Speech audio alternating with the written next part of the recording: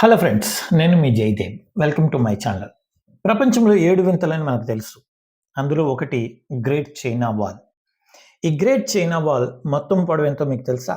21,000 కిలోమీటర్లు. ఇది ప్రపంచంలోనే అత్యంత ప్రాముఖ్యత వహించినటువంటి నిర్మాణాల్లో ఒక నిర్మాణమని మనం చెప్పొచ్చు.